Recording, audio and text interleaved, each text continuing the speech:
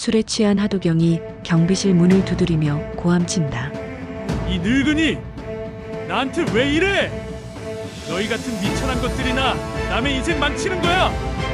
하도경의 얼굴이 화로 인해 붉게 달아오른다. 최만석이 조용히 문을 열고 나온다. 아무 말 없이 하도경을 바라본다. 그의 입가에 번지는 씁쓸한 미소, 연민과 슬픔이 섞인 그 표정. 하도경은 그 미소의 섬뜩함을 느끼며 비틀거린다. 최만석의 눈빛에서 알 수 없는 무게감이 전해진다. 영상 시작 전 구독과 좋아요 부탁드립니다.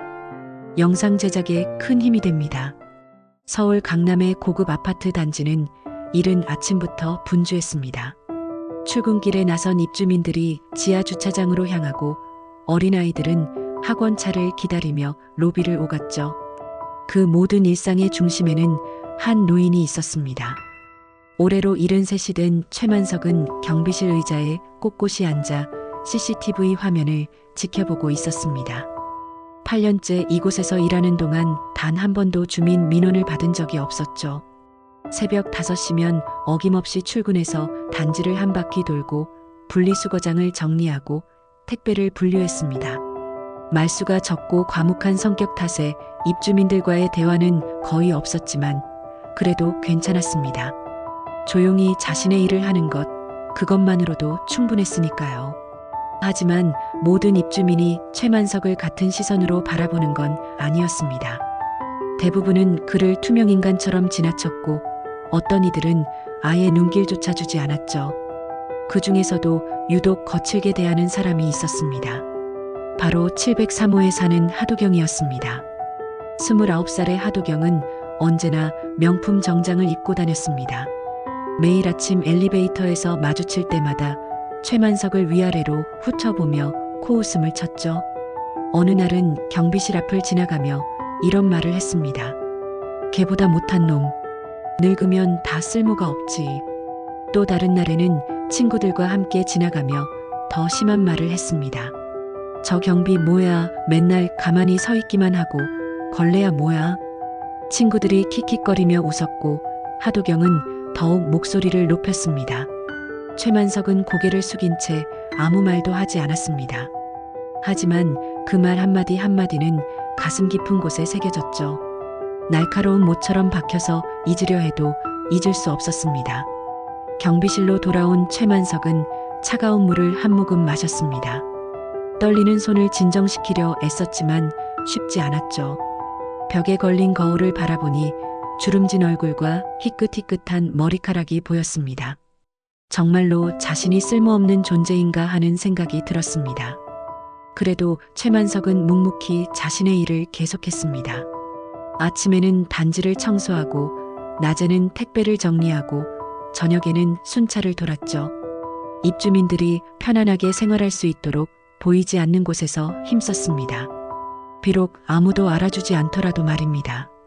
어느 날 저녁 최만석은 경비실에서 작은 도시락을 먹고 있었습니다. 김치와 계란 프라이, 그리고 밥 한 공기가 전부였죠. 창밖으로는 화려한 아파트 불빛들이 반짝였습니다. 그 불빛들 속에서 사람들은 각자의 삶을 살아가고 있었습니다. 행복한 가족들, 성공한 사업가들, 미래가 밝은 젊은이들. 최만석은 천천히 숟가락을 내려놓았습니다. 가슴 한구석에서 무언가가 쿡쿡 쑤셔왔죠. 그것이 외로움인지 서러움인지 아니면 분노인지 알 수 없었습니다. 그저 참고 또 참았습니다. 언제까지 이렇게 살아야 하는지, 언제까지 이런 취급을 받아야 하는지 알 수 없었지만 그래도 참았습니다. 밤이 깊어지고 단지가 조용해지자 최만석은 순찰을 나섰습니다. 어두운 주차장을 돌며 이상이 없는지 확인했죠. 그때 703호 하도경의 외제차가 들어왔습니다. 술에 취한 듯 비틀거리며 차에서 내린 하도경은 최만석을 보자마자 또다시 비웃었습니다. 아직도 일하고 있네? 불쌍한 인생이야. 최만석은 아무 대답도 하지 않았습니다. 그저 조용히 자리를 피했죠. 하도경이 엘리베이터를 타고 올라간 후 최만석은 한숨을 내쉬었습니다. 언젠가는 이 모든 것이 끝날 날이 오겠죠. 하지만 그날이 언제일지는 아무도 몰랐습니다. 다음 날 오후 최만석은 관리사무소에서 걸려온 전화를 받았습니다. 703호 하도경이 택배를 대신 받아달라는 문자를 보냈다는 내용이었죠. 최만석은 묵묵히 택배 보관함으로 향했습니다. 커다란 상자 하나가 도착해 있었는데 꽤 무거워 보였습니다. 상자를 들어 올리려는 순간 택배 송장에 적힌 수신인 이름이 눈에 들어왔습니다. 하승철. 그 이름을 보는 순간 최만석의 손이 덜덜 떨리기 시작했습니다. 상자가 손에서 미끄러져 바닥에 떨어졌고 둔탁한 소리가 텅 빈 로비에 울려 퍼졌죠. 그 이름. 맞다. 하승철. 최만석은 떨리는 손으로 다시 한번 송장을 확인했습니다. 분명히 하승철이라고 적혀 있었습니다. 30년 전의 기억이 파도처럼 밀려왔죠. 그때의 아픔, 분노, 절망이 한꺼번에 되살아났습니다. 30년 전 최만석은 충청도의 작은 마을에서 농사를 지으며 살았습니다. 비록 가난했지만 아내와 함께 행복한 나날을 보냈죠. 봄이면 씨를 뿌리고 여름이면 김을 메고 가을이면 수확을 했습니다. 겨울에는 따뜻한 아랫목에서 아내와 함께 막걸리를 나눠 마시며 웃곤 했습니다. 그런데 어느 날 갑자기 마을 전체가 부동산 개발지로 편입되었다는 통보를 받았습니다. 보상금은 터무니없이 적었고 주민들의 반대는 묵살되었죠. 그 개발 사업의 중심에는 젊은 사업가 하승철이 있었습니다. 그는 주민들의 눈물을 외면한 채 불도저를 몰고 왔습니다. 최만석의 아내는 그 충격으로 쓰러졌습니다. 평생 일군 터전을 잃은 슬픔이 너무 컸던 거죠. 병원에 가야 했지만 돈이 없었습니다. 보상금은 새로운 집을 구하는데 모두 써버렸으니까요. 결국 아내는 제대로 된 치료도 받지 못한 채 세상을 떠났습니다. 최만석은 상자를 들고 천천히 703호로 향했습니다. 엘리베이터 안에서 거울에 비친 자신의 모습을 보았죠. 73의 노인, 주름진 얼굴과 굽은 등. 하지만 그 눈빛만은 30년 전과 똑같았습니다. 그때의 분노가 아직도 살아있었던 겁니다. 703호 앞에 상자를 내려놓고 돌아서는데 갑자기 현관문이 열렸습니다. 하도경이 나왔죠. 평소와 달리 정장이 아닌 편한 차림이었습니다. 아, 택배 그냥 여기 두세요. 하도경은 건성으로 인사를 하고는 상자를 안으로 들여놓으려 했습니다. 그때 최만석이 조용히 물었습니다. 혹시 하승철 회장님이 아버님이십니까? 하도경이 고개를 돌려 최만석을 바라보았습니다. 귀찮다는 표정이 역력했죠. 네, 맞는데요. 왜요? 아닙니다. 그냥 여쭤본 겁니다. 최만석은 고개를 숙이고 경비실로 돌아왔습니다. 가슴이 미친 듯이 뛰었죠. 30년 동안 잊으려 애썼던 그 이름 하승철. 그리고 그의 아들이 바로 자신을 걔보다 못하다고 비웃던 하도경이었던 겁니다. 경비실에 들어온 최만석은 의자에 털썩 주저앉았습니다. 운명의 장난인지 아니면 하늘이 준 기회인지 알 수 없었습니다. 그저 아이러니했죠. 자신의 인생을 망친 사람의 아들 앞에서 고개를 숙이며 살아야 한다는 사실이. 그날 밤 최만석은 오래된 철제 캐비닛을 열었습니다. 먼지가 뿌옇게 일어났죠. 가장 아래 칸에 숨겨둔 노란 봉투를 꺼냈습니다. 떨리는 손으로 봉투를 열자 낡은 서류들이 나왔습니다. 30년 전의 토지 등기부 원본이었죠. 당시 마을 땅 일부는 최만석 명의로 되어 있었습니다. 조상 대대로 물려받은 땅이었죠. 하지만 개발 과정에서 어떤 수법을 썼는지 그 땅마저 빼앗겼습니다. 최만석은 끝까지 항의했지만 소용없었습니다. 힘없는 농민의 목소리는 누구도 들어주지 않았으니까요. 서류를 다시 한번 자세히 살펴보니 이상한 점이 있었습니다. 소유권 이전 과정에 명백한 하자가 있었던 겁니다. 당시에는 법을 몰라서 넘어갔지만 지금 보니 분명한 불법이었죠. 그리고 그 땅은 현재 이 강남 아파트 단지의 일부분에 포함되어 있었습니다. 최만석은 서류를 봉투에 다시 넣었습니다. 30년이라는 세월이 흘렀지만 아직 늦지 않았을지도 모른다는 생각이 들었죠. 하지만 동시에 두려움도 느꼈습니다. 과연 자신 같은 늙은이가 거대한 재벌을 상대로 무엇을 할 수 있을까요? 창밖을 바라보니 703호에 불이 켜져 있었습니다. 하도경이 있는 곳이죠. 최만석은 혼잣말로 중얼거렸습니다. 다시는 안 보려 했는데 내 아들이 내 앞에서 걔보다 못하다 했지. 그 말에는 30년 묵은 한이 서려 있었습니다. 최만석은 주먹을 꽉 쥐었습니다. 이제는 무언가를 해야 할 때가 온 것 같았습니다. 더 이상 참고만 있을 수는 없었으니까요. 며칠 후 이른 아침, 최만석은 평소보다 일찍 경비실을 나섰습니다. 오늘은 특별한 일정이 있었죠. 서울 시내의 한 법률사무소를 찾아가기로 한 날이었습니다. 정장은 없었지만 가장 깨끗한 옷을 골라 입었습니다. 노란 봉투를 가방에 넣고 조심스럽게 지퍼를 잠갔죠. 법률사무소는 작은 건물 3층에 있었습니다. 간판에는 정의로운 법률사무소라고 적혀 있었죠. 최만석이 문을 열고 들어가자 젊은 변호사가 맞이했습니다. 30대 초반으로 보이는 김정민 변호사였습니다. 어르신, 어떤 일로 오셨나요? 최만석은 조심스럽게 노란 봉투를 꺼냈습니다.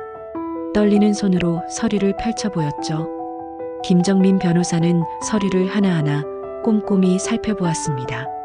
시간이 흐를수록 그의 표정이 진지해졌습니다. 어르신, 이 서류들이 사실이라면 정말 큰 사건입니다. 소유권 이전 과정에 명백한 위법 사항이 있네요. 공문서 위조 혐의도 있고요. 최만석은 고개를 끄덕였습니다. 30년 동안 가슴에 묻어두었던 이야기를 천천히 풀어놓았죠. 고향 마을이 개발되던 일, 아내가 세상을 떠난 일, 그리고 현재 자신이 일하는 아파트가 바로 그 땅 위에 세워졌다는 사실까지. 김정민 변호사는 진지하게 들었습니다. 이야기를 다 듣고 난 후 물었죠. 소송을 진행하실 건가요? 시효가 문제될 수 있지만 위조 문서라면 얘기가 달라집니다. 최만석은 잠시 망설였습니다. 그리고 조용히 말했죠. 나는 이거 하나면 됩니다. 하 회장한테, 아니 그 아들한테 보여주고 싶어서요. 내가 걔보다 못한 사람이 아니라는 걸. 김정민 변호사는 최만석의 눈빛에서 무언가를 읽었습니다. 단순한 복수심이 아니었죠. 그것은 인간으로서의 존엄을 되찾고 싶은 간절함이었습니다. 알겠습니다. 일단 사실관계를 더 자세히 조사해 보겠습니다. 등기부등본도 떼어보고 당시 개발 관련 서류들도 찾아봐야겠네요. 최만석은 고개를 숙여 인사했습니다. 법률사무소를 나오면서 가슴이 두근거렸죠. 30년 만에 처음으로 희망이라는 것을 느꼈습니다. 아파트로 돌아온 최만석은 평소처럼 경비 업무를 했습니다. 하지만 마음은 온통 다른 곳에 가 있었죠. 관리사무소에 들러 아파트 관련 자료들을 살펴보기 시작했습니다. 토지대장, 건축물대장, 각종 인허가 서류들. 관리소장이 의아한 표정으로 물었습니다. 최 반장님, 갑자기 이런 서류들은 왜 보시는 거예요? 아, 그냥 일하는 곳이 어떻게 지어졌나 궁금해서요. 나이 들면 이런 것도 궁금하더라고요. 관리소장은 웃으며 고개를 끄덕였습니다. 최만석은 서류들을 복사해서 가져갔죠. 경비실로 돌아와 하나하나 대조해 보았습니다. 그리고 마침내 찾았습니다. 자신의 땅이 정확히 어디에 포함되어 있는지를. 놀랍게도 그 땅은 현재 아파트 단지의 중앙광장과 상가 일부에 해당했습니다. 가장 값비싼 위치였죠. 최만석은 서류를 내려놓고 한숨을 쉬었습니다. 만약 그때 땅을 빼앗기지 않았다면, 아내가 제대로 치료를 받을 수 있었다면 모든 것이 달라졌을 텐데. 그때 경비실 앞으로 하도경이 지나갔습니다. 여전히 거만한 표정으로 휴대폰을 보며 걸었죠. 최만석은 그의 뒷모습을 바라보았습니다. 하도경은 아마 자신의 아버지가 어떤 방법으로 불을 쌓았는지 모를 겁니다. 남의 눈물 위에 세워진 성공이라는 것을. 저녁이 되자 김정민 변호사에게서 전화가 왔습니다. 어르신, 확인해 봤는데요. 정말 심각한 사안입니다. 당시 공문서 위조와 함께 불법적인 토지 거래가 있었던 것으로 보입니다. 충분히 소송 가능합니다. 최만석은 잠시 침묵했습니다. 그리고 물었죠. 그럼 하 회장 쪽에서도 이 사실을 알게 되겠네요? 당연히 알게 될 겁니다. 소송을 제기하면 바로 통지가 가니까요. 최만석은 고개를 끄덕였습니다. 이제 시작이었습니다. 30년 동안 참고 살았던 한을 풀 때가 온 것이죠. 하지만 이상하게도 마음이 편하지 않았습니다. 복수라는 것이 과연 자신을 행복하게 만들어줄까요? 밤이 깊어지자 최만석은 아내의 사진을 꺼내 보았습니다. 젊은 시절 함께 찍은 흑백 사진이었죠. 환하게 웃고 있는 아내의 모습이 선명했습니다. 여보, 내가 이제야 뭔가를 하려고 해. 너무 늦었나?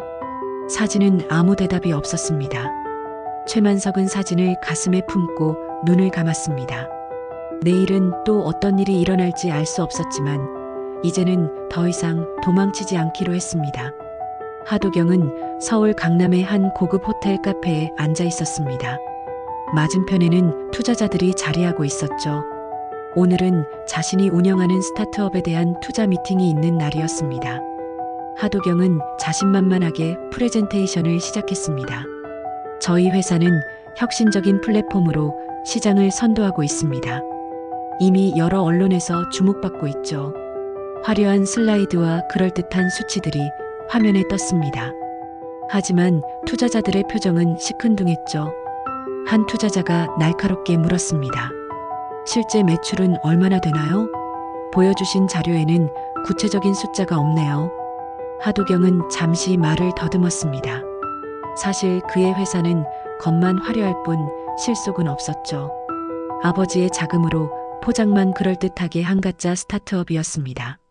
청년 창업가라는 타이틀을 얻기 위한 쇼에 불과했던 겁니다. 그건 아직 초기 단계라서 매출보다는 성장 가능성을 봐주셔야.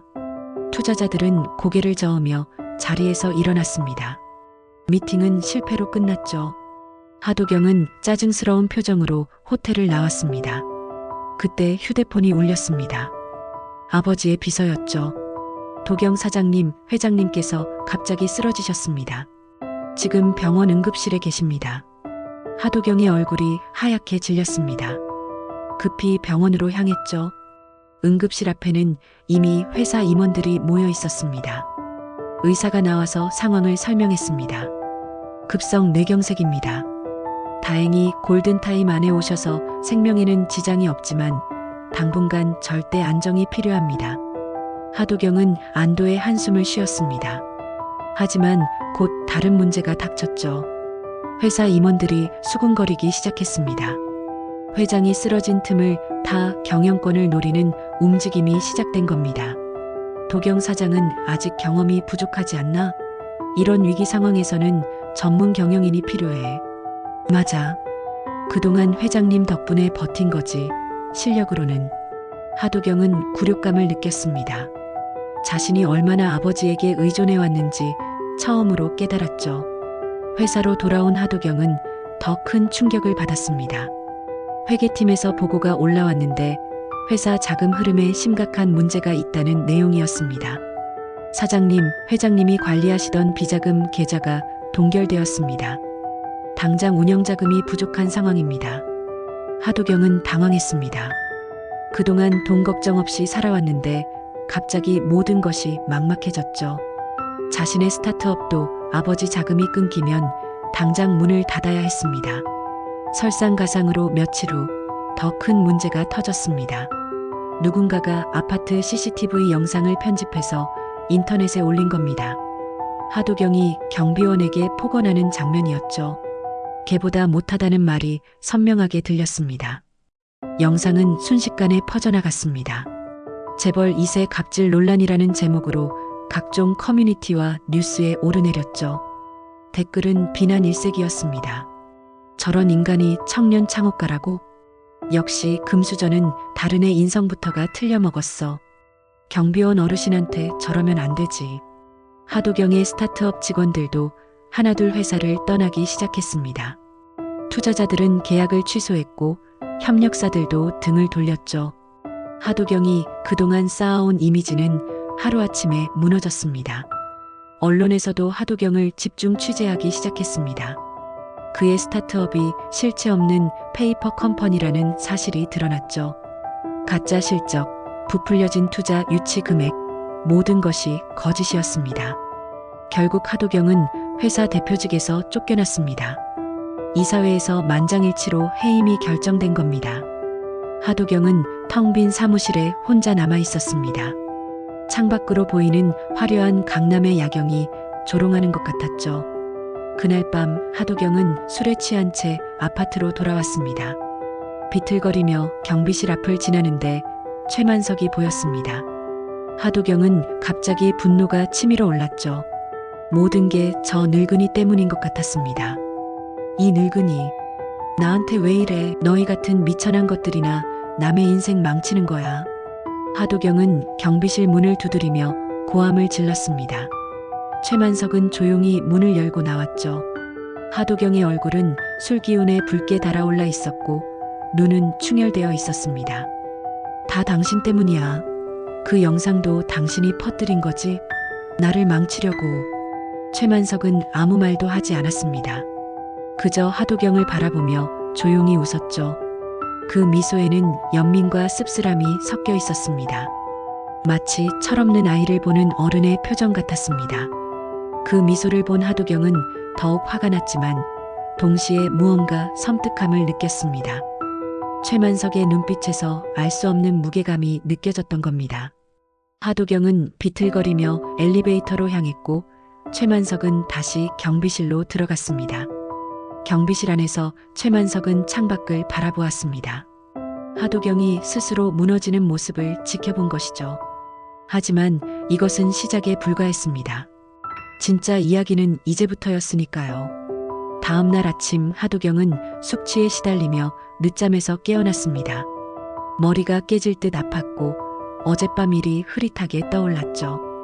경비실 앞에서 소란을 피운 것 같은데 정확히 기억나지 않았습니다. 휴대폰을 확인하니 부재중 전화가 수십 통 와 있었습니다. 그중 하나는 경찰서에서 온 전화였습니다. 불안한 마음에 다시 전화를 걸었죠. 경찰관의 목소리가 들려왔습니다. 하도경 씨죠? 하승철 회장님 소유의 일부 토지가 현재 소송에 걸렸습니다. 기초등기 소유주 명의자가 최만석 씨로 확인됐습니다. 자세한 내용은 직접 오셔서 확인하셔야 할 것 같습니다. 하도경은 전화기를 떨어뜨릴 뻔했습니다. 최만석? 그 경비원 노인이 아버지 토지에 대해 소송을 걸었다고? 도저히 믿을 수 없었죠. 하도경은 급히 옷을 갈아입고 아파트 관리실로 달려갔습니다. 최만석 씨가 어디 있습니까? 당장 불러주세요. 관리소장이 당황하며 경비실로 연락했습니다. 잠시 후 최만석이 천천히 관리실로 들어왔죠. 하도경은 그를 보자마자 다그쳤습니다. 이게 다 무슨 짓입니까? 당신이 그 땅 주인이라고. 최만석은 담담하게 대답했습니다. 그 땅, 니네 아버지가 불법으로 가져갔지. 근데 난 한 번도 소송 안 걸었어. 그냥 내 꼴이 궁금했을 뿐이야. 하도경은 할 말을 잃었습니다. 최만석의 눈빛에는 깊은 한이 서려 있었죠. 그제야 하도경은 뭔가 심상치 않다는 것을 느꼈습니다.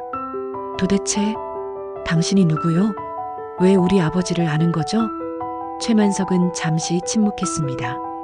그리고 천천히 입을 열었죠. 30년 전 충청도 작은 마을에 살던 농부였어. 내 아버지가 그 마을을 개발한다고 했지. 우리 땅을 빼앗고 사람들을 내쫓았어. 내 아내는 그 충격으로 병이 났고 치료비도 없이 죽었지. 하도경의 얼굴이 점점 창백해졌습니다. 최만석은 계속 말했습니다. 난 그때 모든 걸 잃었어. 그리고 살기 위해 서울로 왔지. 공사장에서 일하고 청소하고 결국 여기 경비원이 됐어. 그런데 웃긴 건 내가 지키는 이 아파트가 바로 우리 땅 위에 세워진 거더라고. 관리소장과 직원들도 숨을 죽이고 듣고 있었습니다. 최만석의 이야기는 너무나 무거웠죠. 더 웃긴 건 내가 날 걔보다 못하다고 했다는 거야. 내 아버지가 빼앗은 땅 위에서 그 아들이 날 그렇게 대했지. 참 기가 막힌 인연이야. 하도경은 다리에 힘이 풀려 주저앉을 뻔했습니다.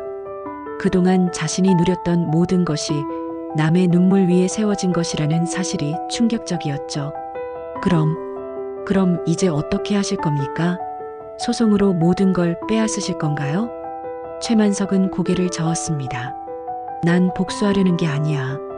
그저 진실을 알리고 싶었을 뿐이지. 내가 내 아버지가 어떤 사람들의 삶을 짓밟고 올라섰는지 알았으면 했어.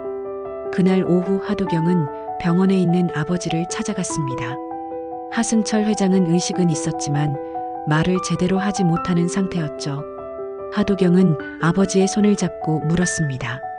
아버지, 30년 전 충청도 마을 개발건 정말 불법으로 하신 건가요? 하승철의 눈빛이 흔들렸습니다. 대답은 없었지만 그 눈빛이 모든 것을 말해주고 있었죠. 하도경은 아버지의 손을 놓고 병실을 나왔습니다. 복도에서 하도경은 회사 법무팀장을 만났습니다. 법무팀장이 심각한 표정으로 말했죠. 사장님, 최만석 씨 측 변호사가 제시한 증거들을 검토해 봤는데 상당히 불리합니다. 당시 공문서 위조와 불법 토지 거래가 사실로 드러나면 알겠습니다. 일단 상황을 더 파악해 보죠. 하도경은 무거운 발걸음으로 병원을 나왔습니다. 하늘이 유난히 무겁게 느껴졌죠. 그동안 당연하게 여겼던 모든 것들이 흔들리고 있었습니다. 그날 밤 하도경은 아파트 놀이터 벤치에 앉아 있었습니다. 술은 마시지 않았지만 머릿속이 복잡했죠. 어린 시절의 기억들이 하나둘 떠올랐습니다. 아버지를 따라 시골에 갔던 기억, 그곳에서 만났던 사람들. 그때 갑자기 한 장면이 선명하게 떠올랐습니다. 어떤 아저씨가 자신에게 과자를 건네주던 모습이었죠. 따뜻한 손길과 다정한 미소가 기억났습니다. 그 아저씨는 하도경은 벌떡 일어났습니다. 그 기억 속의 아저씨가 최만석일 수도 있다는 생각이 들었던 겁니다. 하지만 확신할 수는 없었죠. 너무 오래전 일이었으니까요. 경비실에는 여전히 불이 켜져 있었습니다. 최만석은 아직도 일하고 있었겠죠. 하도경은 멀리서 경비실을 바라보다가 돌아섰습니다. 아직은 그를 마주할 용기가 없었습니다. 며칠이 지난 어느 늦은 밤, 하도경은 또다시 아파트 놀이터 벤치에 앉아 있었습니다. 요즘 들어 잠이 오지 않는 날이 많았죠. 회사도 잃고 명예도 잃고 이제는 아버지가 쌓아온 모든 것마저 무너질 위기에 처해 있었습니다.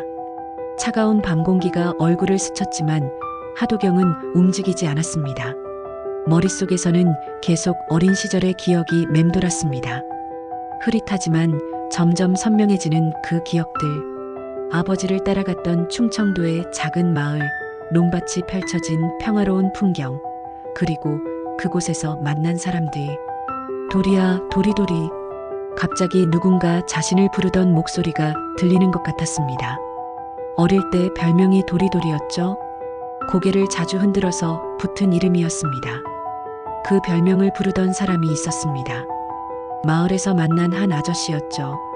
그 아저씨는 항상 주머니에 사탕이나 과자를 넣고 다녔습니다. 하도경을 볼 때마다 뭔가를 꺼내주곤 했죠. 큰 손으로 머리를 쓰다듬어 주기도 했습니다. 그때는 그저 친절한 동네 아저씨라고만 생각했었습니다. 하지만 지금 생각해보니 그 아저씨의 눈빛에는 슬픔이 가득했습니다. 특히 아버지와 함께 있을 때면 더욱 그랬죠. 아버지는 그 아저씨를 거들떠보지도 않았고 오히려 귀찮아했던 것 같았습니다. 그때 그 아저씨가 정말 최만석 씨였을까? 하도경은 혼잣말로 중얼거렸습니다. 만약 그렇다면 자신에게 그토록 다정했던 사람을 걔보다 못하다고 모욕한 셈이었죠. 가슴이 먹먹해졌습니다. 그때 누군가 다가오는 발소리가 들렸습니다.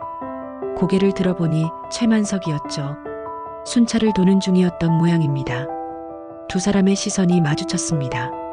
최만석은 잠시 멈춰 섰다가 벤치 옆을 지나가려 했습니다. 잠깐만요. 하도경이 불렀습니다. 최만석이 돌아봤죠. 혹시 절 기억하시나요? 어릴 때요. 제 별명이 도리도리였는데 최만석의 표정이 미묘하게 변했습니다. 잠시 하도경을 바라보더니 천천히 고개를 끄덕였죠. 기억하지? 넌 그때도 눈이 똑똑해 보였어. 아버지 닮아서 잘생겼다고 생각했는데 하도경은 목이 메었습니다. 정말이었던 겁니다. 그 친절했던 아저씨가 바로 최만석이었고 자신은 그를 그토록 모욕했던 거죠. 그때 왜 저한테 그렇게 잘해주셨어요? 아버지가 그런 일을 했는데. 최만석은 하늘을 올려다보았습니다. 별이 몇 개 보이지 않는 서울의 밤하늘이었죠. 넌 아무 죄가 없었으니까. 어린아이한테 어른들의 죄를 물을 순 없지. 그리고 내가 우리 마을에서 뛰어놀 때 내 아들이 살아있었다면 너만 했을 거라고 생각했어. 하도경은 놀랐습니다. 최만석에게 아들이 있었다는 사실을 처음 알았으니까요. 아들이 있으셨어요? 그래. 너보다 2살 많았지. 병으로 일찍 갔어. 아내가 그 충격으로 더 빨리 쓰러진 것도 있고. 최만석의 목소리는 담담했지만 그 안에는 깊은 슬픔이 묻어 있었습니다. 하도경은 자신도 모르게 눈물이 났습니다. 그동안 느끼지 못했던 감정들이 한꺼번에 밀려왔죠. 정말 죄송합니다. 제가 그런 줄도 모르고 그렇게 함부로 대했습니다. 최만석은 하도경을 바라보았습니다. 그 눈빛에는 여전히 따뜻함이 남아 있었죠. 사람은 누구나 실수를 해. 중요한 건 그 실수를 인정하고 바뀌는 거야. 넌 이제 알았으니까 앞으로는 다르게 살 수 있겠지. 하도경은 고개를 들었습니다.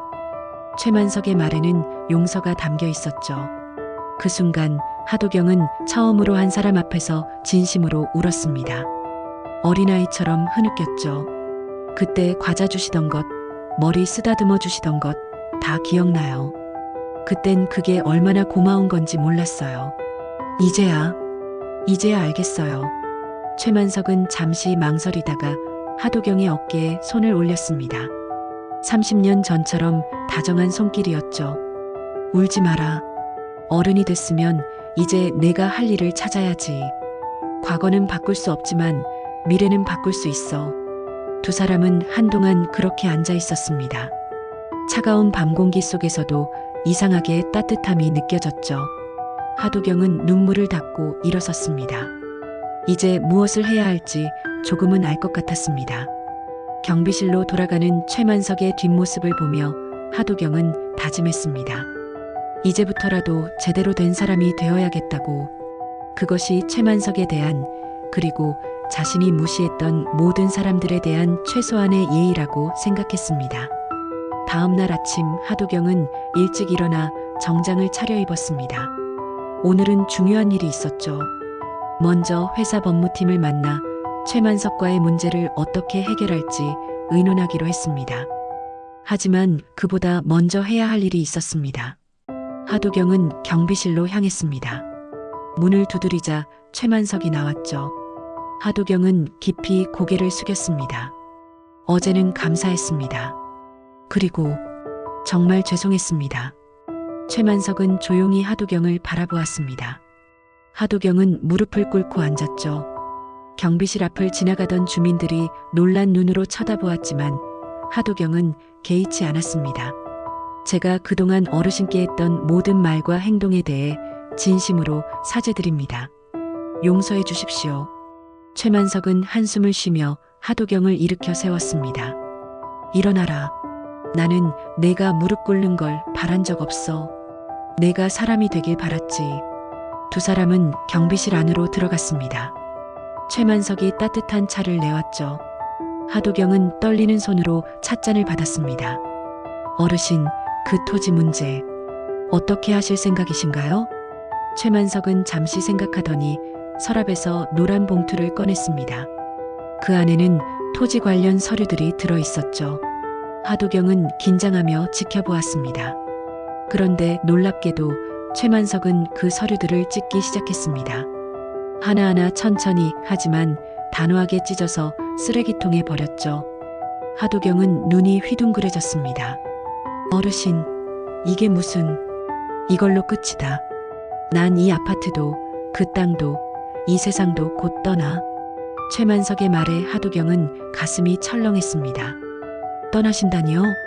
어디로 가시는 건가요? 고향으로 돌아갈 생각이야. 이제 나이도 많고 여기서 할 일도 다 했으니까. 하도경은 멍하니 찢어진 서류들을 바라보았습니다. 그 서류들로 충분히 소송에서 이길 수 있었을 텐데 최만석은 그 모든 걸 포기한 것이었죠. 왜 이러시는 겁니까? 당연한 권리를 찾으실 수 있는데. 최만석은 잔잔히 웃었습니다. 복수한다고 내 아내가 돌아오나? 잃었던 시간이 돌아오나? 난 그저 내가 깨닫기를 바랐을 뿐이야. 이제 그걸 이뤘으니 더는 바랄 게 없어. 하도경은 처음으로 한 사람 앞에서 진심으로 울었습니다. 자신이 얼마나 작은 사람이었는지, 최만석이 얼마나 큰 사람인지 이제야 알았던 거죠. 그날 오후 하도경은 긴급 기자회견을 열었습니다. 많은 기자들이 모였죠. 모두가 그의 변명을 들으러 온 거라고 생각했습니다. 하지만 하도경은 전혀 다른 이야기를 시작했습니다.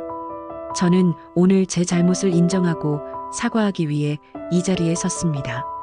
먼저 경비원 어르신께 했던 무례한 언행에 대해 진심으로 사죄드립니다. 기자들이 술렁거렸습니다. 하도경은 계속 말했죠. 그리고 저희 아버지가 30년 전 저지른 잘못에 대해서도 사죄드립니다. 비록 제가 직접 한 일은 아니지만 그 위에서 제가 누린 것들에 대해 책임을 느낍니다. 하도경은 앞으로의 계획도 발표했습니다.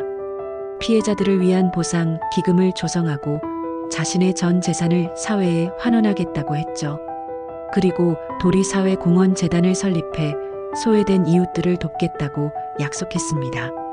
기자회견이 끝난 후 하도경은 다시 아파트로 돌아왔습니다. 703호의 짐을 정리하기 시작했죠. 이제 이곳을 떠날 때가 된 것 같았습니다. 화려했던 가구들, 비싼 물건들이 모두 무의미하게 느껴졌습니다. 저녁 무렵 하도경은 마지막으로 경비실을 찾았습니다. 최만석은 평소처럼 자리를 지키고 있었죠. 어르신, 제가 할 수 있는 게 있다면 뭐든 말씀해 주세요. 제발. 최만석은 하도경을 바라보며 말했습니다. 그냥 잘 살아라. 남을 무시하지 말고 함부로 대하지 말고. 그게 내가 바라는 전부야. 하도경은 고개를 끄덕였습니다. 그리고 주머니에서 무언가를 꺼냈죠. 작은 사탕 봉지였습니다.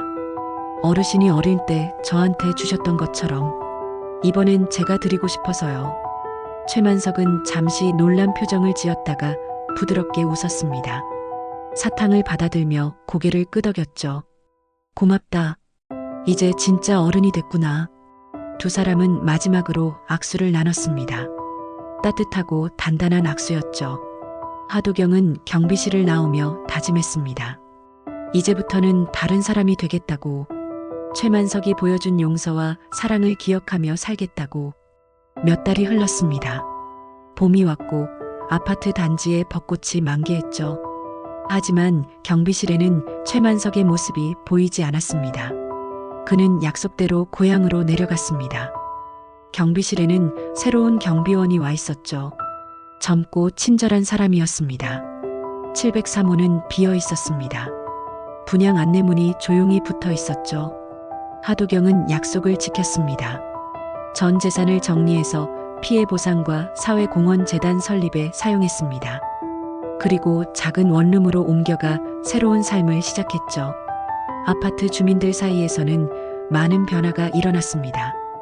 최만석과 하도경의 이야기가 알려지면서 사람들의 태도가 달라진 것이죠. 이제 주민들은 경비실을 지나며 가볍게 인사를 했습니다. 안녕하세요. 좋은 하루 되세요. 수고하십니다. 날씨가 좋네요. 작은 변화였지만 그 의미는 컸습니다. 사람을 사람으로 대하는 것, 그 당연한 일이 이제야 시작된 거죠. 어느 날 새 경비원이 경비실을 정리하다가 서랍 안에서 작은 쪽지를 발견했습니다. 최만석이 남긴 것이었죠. 단정한 글씨로 한 줄이 적혀 있었습니다. 사람이 사람다워지면 세상도 조금은 따뜻해지지. 최만석? 새 경비원은 그 쪽지를 경비실 게시판에 붙였습니다. 지나가던 주민들이 하나둘 그 글귀를 읽었죠. 어떤 이는 고개를 끄덕였고 어떤 이는 잠시 멈춰서 생각에 잠겼습니다. 한편 하도경은 도리사회공헌재단의 대표로 열심히 일하고 있었습니다. 과거의 화려함은 사라졌지만 그의 얼굴에는 전에 없던 평온함이 깃들어 있었죠. 매일 아침 일찍 출근해서 봉사활동을 기획하고 도움이 필요한 사람들을 찾아다녔습니다. 특히 하도경은 아파트 경비원들의 처우 개선을 위한 캠페인을 시작했습니다. 전국의 경비원들이 정당한 대우를 받을 수 있도록 법적, 제도적 지원을 하기 시작한 거죠. 언론에서는 이를 도리의 변화라고 불렀습니다. 어느 가을날 하도경은 충청도의 작은 마을을 찾았습니다. 최만석이 돌아간 고향이었죠. 마을은 많이 변해 있었지만 여전히 논밭이 펼쳐진 평화로운 곳이었습니다. 하도경은 마을 어귀에서 최만석을 만났습니다. 최만석은 작은 밭을 일구며 살고 있었습니다. 하도경을 보자 반갑게 맞이했죠. 왔구나. 잘 지내고 있니? 네, 어르신. 어르신은 건강하신가요? 두 사람은 밭두렁에 나란히 앉았습니다. 가을 햇살이 따뜻했고 바람이 시원했죠. 최만석이 물었습니다. 재단 일은 잘 되고 있어? 네, 많은 분들이 도와주고 계십니다. 어르신이 심어주신 씨앗이 자라고 있는 것 같아요. 최만석은 만족스러운 표정으로 고개를 끄덕였습니다. 그리고 밭에서 막 캔 고구마를 하나 건넸죠. 먹어봐. 올해 농사가 잘 됐어. 하도경은 고구마를 받아 한 입 베어 물었습니다. 달콤하고 포근한 맛이었죠. 어린 시절 이 마을에서 먹었던 그 맛과 똑같았습니다. 어르신, 그때 저한테 왜 그렇게 잘해주셨는지 이제 알 것 같아요. 미움보다 사랑이 더 강하다는 걸 보여주고 싶으셨던 거죠? 최만석은 먼 산을 바라보며 미소를 지었습니다. 사람은 누구나 실수를 해. 중요한 건 그 실수에서 배우는 거야. 넌 잘 배웠고 이제 다른 사람들에게 그걸 전하고 있잖아. 해가 저물어갈 무렵 하도경은 작별 인사를 했습니다. 돌아가는 길에 마을 사람들이 최만석에 대해 이야기하는 걸 들었죠. 최 어른은 참 좋은 분이야. 마을 아이들 공부도 봐주시고, 맞아, 어려운 이웃들 몰래 도와주시기도 하고. 하도경은 미소를 지었습니다. 최만석은 어디서든 빛나는 사람이었던 거죠. 서울로 돌아온 하도경은 더욱 열심히 일했습니다. 도리재단은 점점 성장했고 많은 사람들이 동참했죠. 특히 젊은 기업가들이 하도경의 변화에 감명을 받아 기부와 봉사에 참여했습니다. 시간이 흘러 또다시 봄이 왔습니다. 강남의 그 아파트를 지나던 하도경은 경비실 앞에 멈춰 섰습니다. 게시판에는 여전히 최만석의 글귀가 붙어 있었죠. 사람이 사람다워지면 세상도 조금은 따뜻해지지. 하도경은 그 글귀를 읽으며 다시 한번 다짐했습니다. 평생 이 가르침을 잊지 않고 살겠다고. 그리고 더 많은 사람들에게 이 메시지를 전하겠다고. 멀리서 아이들의 웃음소리가 들려왔습니다. 놀이터에서 뛰노는 아이들이었죠. 하도경은 그 모습을 보며 생각했습니다. 저 아이들이 자라날 세상은 조금 더 따뜻한 곳이었으면 좋겠다고. 사람이 사람을 귀하게 여기는 세상이었으면 좋겠다고. 그것이 최만석이 남긴 가장 큰 유산이었습니다. 미움 대신 용서를, 무시 대신 존중을 선택한 한 노인의 이야기는 그렇게 많은 사람들의 마음속에 씨앗이 되어 뿌려졌습니다. 그리고 그 씨앗들은 천천히 하지만 확실하게 자라나고 있었습니다. 이 영상이 누군가에겐 위로가 되었기를 바랍니다. 끝까지 봐주셔서 진심으로 감사합니다. 사연이 좋으셨다면 구독과 좋아요 부탁드립니다. 항상 건강하세요.